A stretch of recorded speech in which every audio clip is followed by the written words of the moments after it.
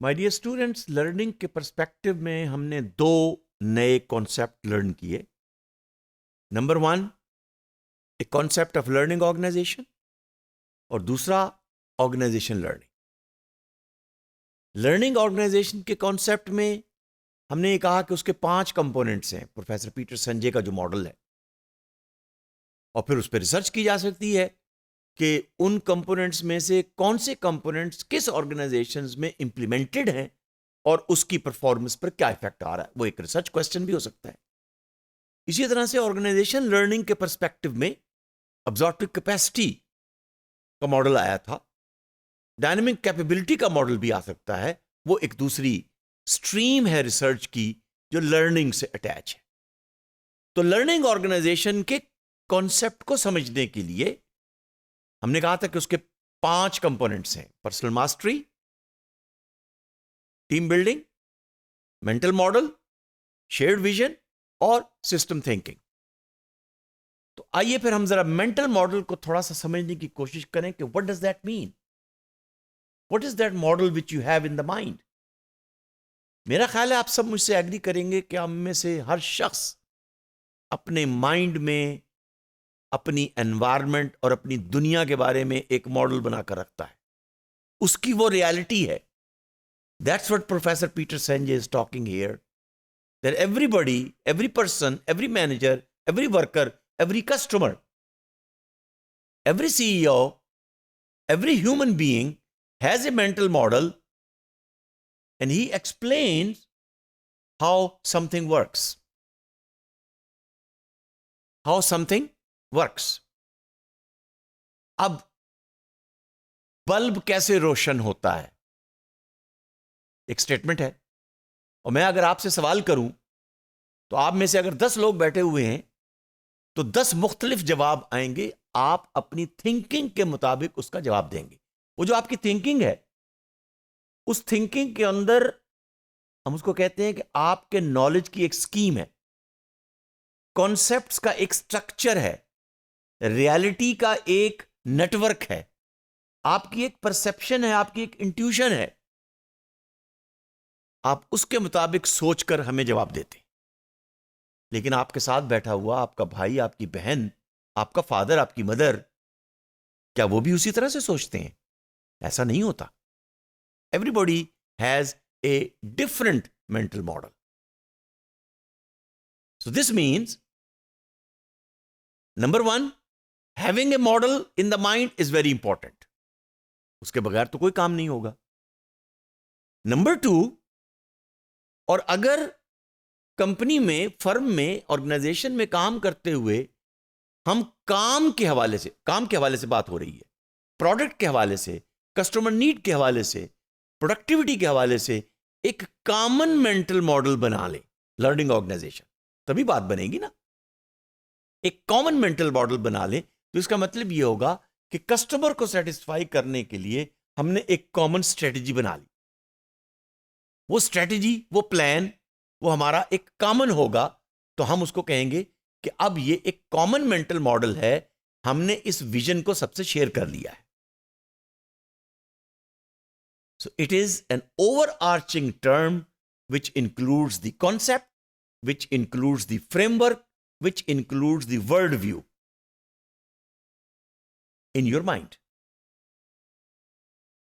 Concepts की base पर model बनता है. मॉडल सिंपल होता है, एक इंडिपेंडेंट वेरिएबल, एक डिपेंडेंट वेरिएबल, लीनियर मॉडल.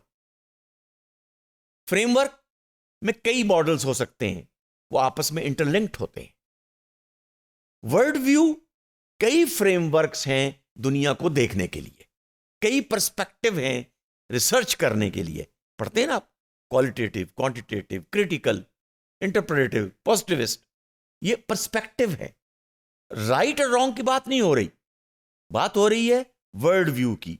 तो world view at the macro level, framework at the meso level, model at the micro level, और कॉन्सेप्ट उससे भी एक स्टेप नीचे. It is a representation of the surrounding world, relationship between the various parts of a person's network intuitive perception. अच्छा, जो perception होती है, अगरचे वो रियलिटी नहीं होती, आपने पढ़ा होगा ना ओबी में, लेकिन आप तो उसको रियलिटी समझते हैं ना। वो रियलिटी आपके मेंटल मॉडल की, आपने उसको इस तरह से देखा। The mind constructs A small scale models.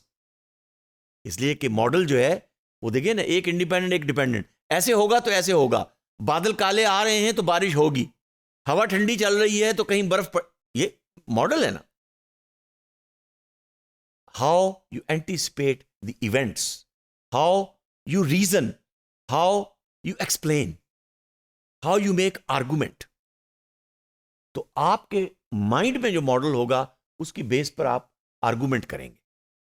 Right और रॉन्ग की बात नहीं हो रही,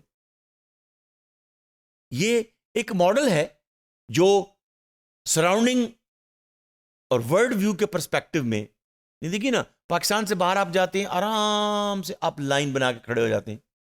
जैसे लाहौर एयरपोर्ट पे उतरते हैं तो हर आदमी एक दूसरे से आगे भागने की कोशिश कर रहा होता है। कल्चर है ना, कल्चर का अपना एक इफेक्ट है, और कल्चर के मुताबिक कोई बताता नहीं है आपको, but that's how the work is done. Pakistan में खिड़की खोली गाड़ी की या मोटरसाइकिल पे बैठे हुए हैं, केला खाया, छिलका फेंक दिया। अरे भाई, उस छिलके के ऊपर से कौन गिरा, किसको चोट आई, आपने होलिस्टिक थिंकिंग तो नहीं की ना। तो मेंटल मॉडल का मतलब यह है कि आप उस माइंड में कैसे एंटिसिपेट करेंगे जो इवेंट्स होंगी। वही काम ऑर्गेनाइजेशन के अंदर है, कस्टमर सेटिस्फाई होगा या नहीं उस प्रोडक्ट से जो आप असेंबली लाइन पे बना रहे हैं। क्या टीचर सोचता है कि स्टूडेंट बैठा हुआ सेटिस्फाई होगा जो मैं पढ़ा रहा हूं, जिस अंदाज में पढ़ा रहा हूं, जिस तरह से मैं गुफ्तगू कर रहा हूं, क्या मैं उसकी भी सुन रहा हूं, कोई फीडबैक आ रहा है, या मैं उससे भी पूछकर नए कॉन्सेप्ट ऐड कर रहा हूं। Mental model can help shape our perception and behavior, and it set an approach how you will solve the problem. Problem कैसे आप सॉल्व करते हैं? माइंड पे जोर डालते हैं ना, नॉलेज को रिकॉल करते हैं, कॉन्सेप्ट्स को बिल्ड करते हैं। और जो मास्टर मैकेनिक होता है तो एक ही हथौड़ी मारता है किसी ऐसी जगह पे कि गाड़ी चलने लगती है। दूसरे क्यों नहीं मार सकते? उसके पीछे भी नॉलेज है, उसका भी मॉडल है जो उसने मास्टर बनते बनते कई सालों में सीखा है, उसका एक्सपीरियंस है, उसका स्किल सेट है। तो mind set, skill set action में आएगा तो स्किल सेट हो जाएगा। अभी हवा में है, माइंड में है, ख्वाब में है, तो वो मेंटल मॉडल है। Thank you.